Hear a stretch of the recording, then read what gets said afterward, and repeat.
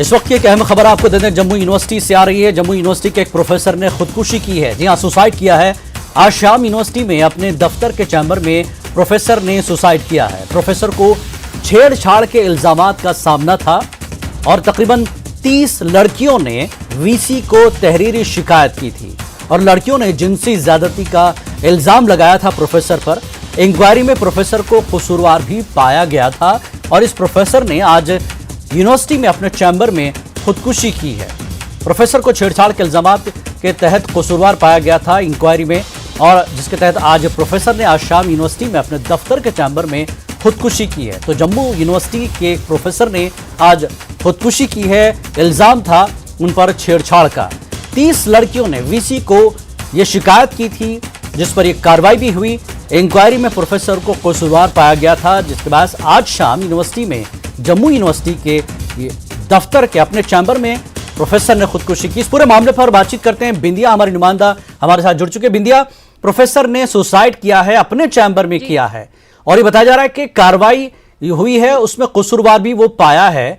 तो कसूरवार पाए जाने के बाद वो यूनिवर्सिटी में उसने खुदकुशी कैसे की? क्या कार्रवाई होने वाली थी? ये पता था कि आज उसने ये सुसाइड किया है?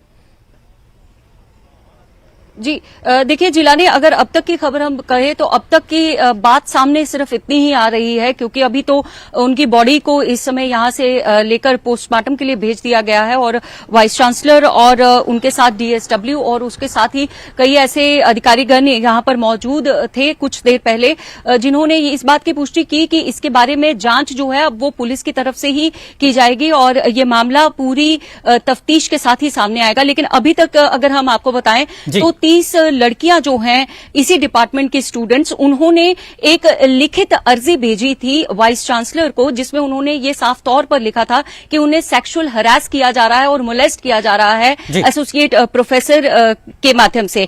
आपको हम यहां नाम नहीं बताना चाहते हैं, क्योंकि अभी यही कहा जा रहा है कि आधिकारिक पुष्टि जब पुलिस के माध्यम से आएगी तभी हम उनका नाम जो है वो डिस्क्लोज करेंगे। लेकिन अभी तक आपको ये जरूर हम बताना चाहेंगे कि डिपार्टमेंट ऑफ साइकोलॉजी के एसोसिएट प्रोफेसर रहे हैं ये, जिनके खिलाफ इन 30 लड़कियों ने जब ये लिखित अर्जी वाइस चांसलर को दी, तो आपको बता दें कि हर किसी विश्वविद्यालय में और किसी भी सरकारी कॉलेज में एक ग्रीवियंस रिड्रेसल सेल होता है और एक ऐसा सेल होता है जो हरासमेंट के केसेस को आगे लेकर के जाता है, और उसी सेल के माध्यम से ये चिट्ठी जो है वाइस चांसलर तक पहुंची है। और ऐसी ही एक कमेटी का गठन किया गया था, जिसमें कमेटी के जांच के दौरान ये पाया गया कि जो एसोसिएट प्रोफेसर हैं वो इस मोलेस्टेशन में शामिल रहे थे। उन्हें गिल्टी करार दिया गया था और ये कहा गया था कि उन्होंने ऐसा कार्य जो है, ऐसा कृत्य किया हुआ है।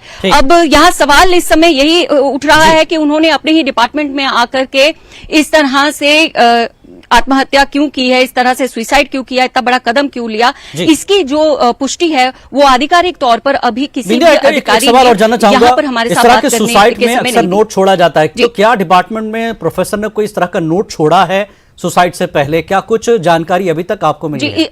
अभी तक जी जिलानी, अभी तक इस बारे में कोई पुष्टि सामने नहीं आई है। हालांकि पुलिस के माध्यम से इसकी जांच के बाद ही ये सब जानकारी जो है वो कल सुबह तक हम सबके सामने आ जाएगी और जैसे ही आएगी हम आप सबके साथ साझा करेंगे। लेकिन एक सवाल यहाँ पर जरूर उठता है, जैसा आपने सही कहा था कि अपने ही डिपार्टमेंट में आकर, अपने ही डिपार्टमेंट में रहते हुए, अपने ही बच्चों के माध्यम से एक चार्ज लगने के बाद इस तरह से अपने ही डिपार्टमेंट के दफ्तर में आकर सुसाइड करना, इस पर एक सवाल जरूर बनता है। और इस बात की जो जांच है वो भी करने के लिए यहाँ पर यूनिवर्सिटी के अधिकारियों ने पुलिस से अर्जी की है। जी बहुत बहुत शुक्रिया बिंदिया इस पूरी जानकारी के लिए। तो ये थी हमारी नुमाइंदा बिंदिया, बता रही थी कि अभी जानकारी पूरी तरह से सामने नहीं आई है। जब पुलिस की तरफ से पूरा खुलासा होगा इस बारे में तफसीलात सामने रखी जाएगी अवाम के।